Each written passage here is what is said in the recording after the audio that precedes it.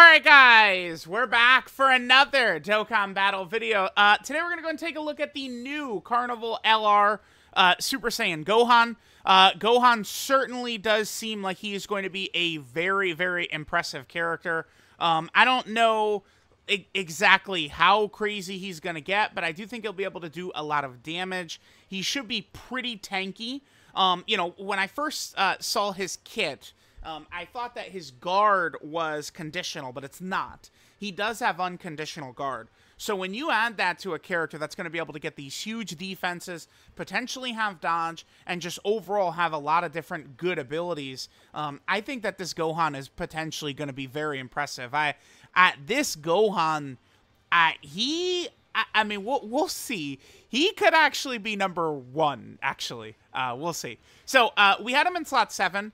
We were able to use his standby right away. So, the standby, there's two different conditions. Either HP under 77%, which we were, because Kid Trunks took damage earlier, or starting from the third turn from the character's entry turn. So, Gohan's second rotation. If either of those are activated, then we will be able to get Gohan his standby early.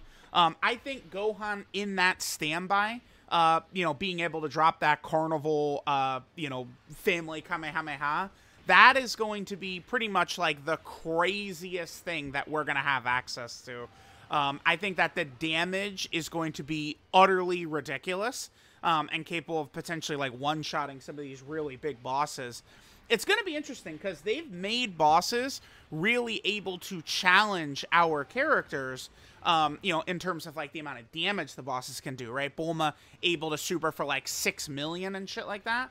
But they're not really enabling the bosses so much to be able to live, because Goku and Frieza do take 0 from, you know, characters under the threshold, but characters above the threshold will disintegrate Goku and Frieza very, very fast. So I'm not super sure. All right, let's see what Gohan starts out with right here. 13. Okay. So Gohan builds up a permanent 2-key, 40% attack, and 30% defense with every attack he does. Right? All right, there's an additional normal. Sure. Here's another super. So his damage is going to start to go up a lot.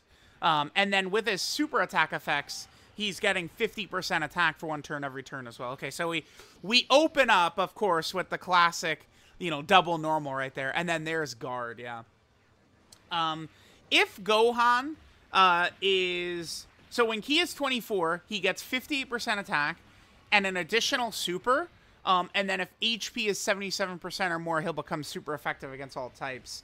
Considering what the family Kamehameha looks like, I don't know for a build for this guy. I'm probably going to want to prioritize crit, I'm thinking. But I don't know, because Gohan, we're going to want him, he's like a slot 2 or slot 3 character in base. Dodge, of course, could benefit him, or like raw defense, I guess, could benefit him a bit in those slots, but it's probably not going to do very much in his standby. I don't know. It's funny. I do think that this is a character who, like, crit actually would be the thing he would benefit the most from because of the way his standby is structured. All right, so we do have Bulma right here. Let's go ahead and I think we'll probably just... I'm going to float Bulma off right here, I think. Let's just cut to Gohan's next turn. All right, so we are here for our next rotation. So now we have the family Kamehameha ready to come out. We could have did it last turn, but I did want to get a turn of base Gohan. I mean, base Gohan seems like he'll be effective. I mean, you certainly could get bad luck with additionals like me. I always do have bad luck with the additionals. So Gohan would do his normal super, right? And then he gets an additional that has a 70% chance to be a super, which we already had as the normal. Then he gets a guaranteed additional super when Ki is 24, and then he could get the hidden potential system, which we had as a normal. So in that last turn, we failed a 70% proc, and we failed a 50% proc. It's just a common thing for me. I'm sure for other people, though, if you get the quad supers, Gohan will do a lot of damage, but one thing I would stress is it's not always good to do a lot of damage early on. It's great when you're in, you know, the last phase and you do the bajillion. Oh my God, it's so good.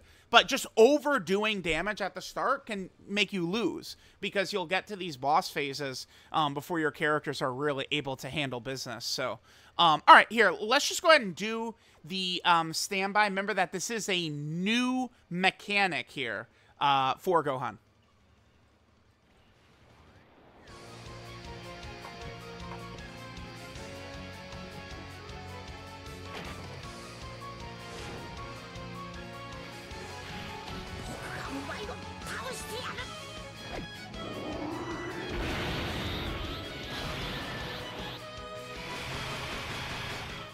Okay, so there we go. There is our new mechanic.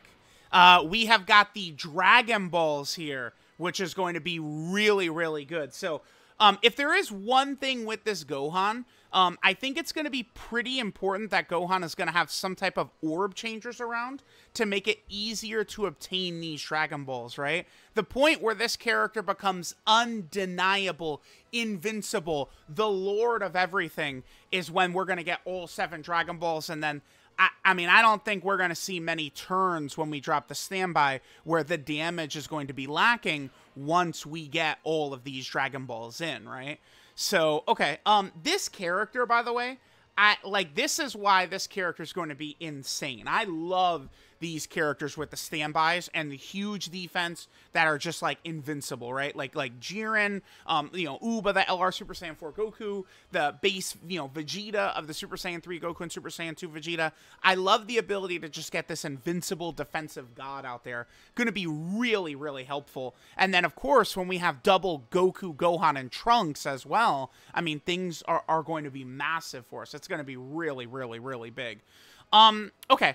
So, we need to try and get as many orbs as possible, of course, to build up these charges. So, the way the charges is going to work for Gohan, so he stands by for 5 turns, as you guys can see, during which we have the 7 Dragon Balls, which are up on screen. Charge count goes up by 1 for each key sphere obtained by allies, and then it gets an additional +4 for each Dragon Ball.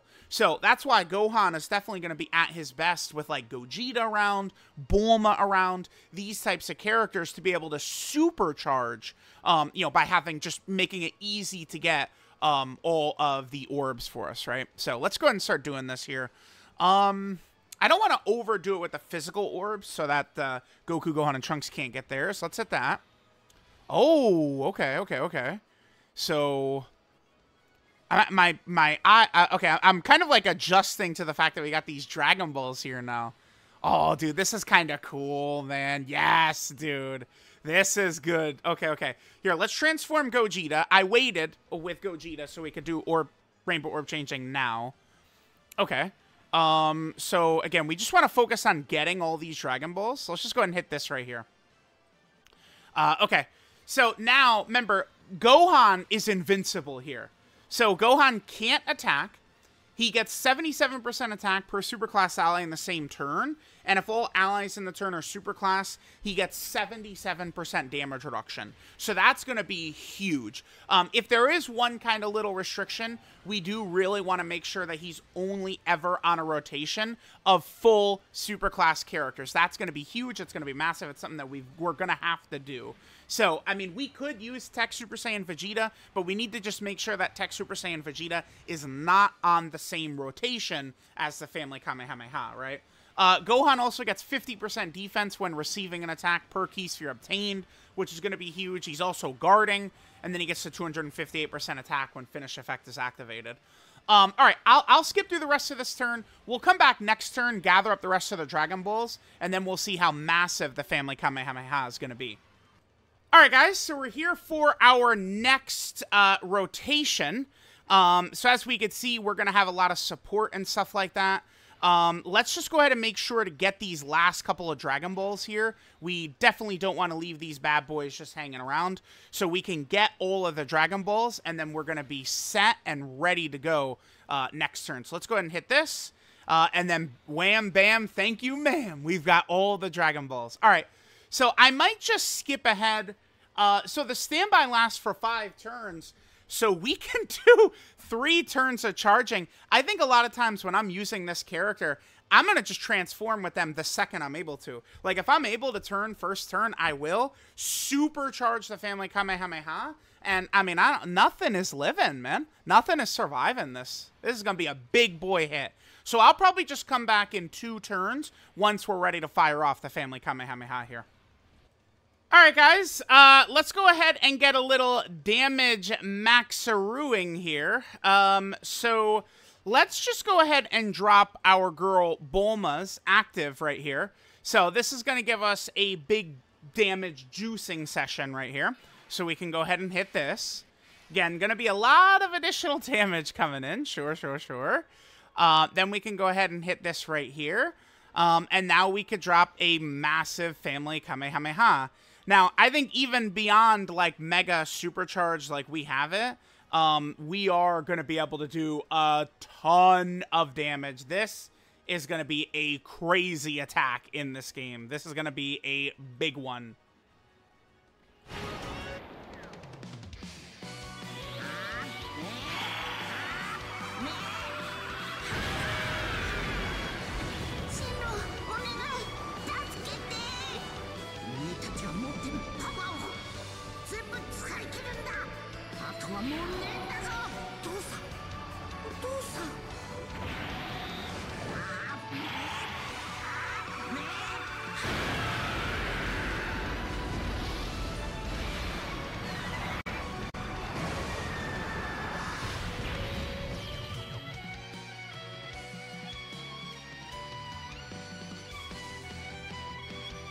So, yeah, I'm not 100% sure, like, where exactly this character ranks.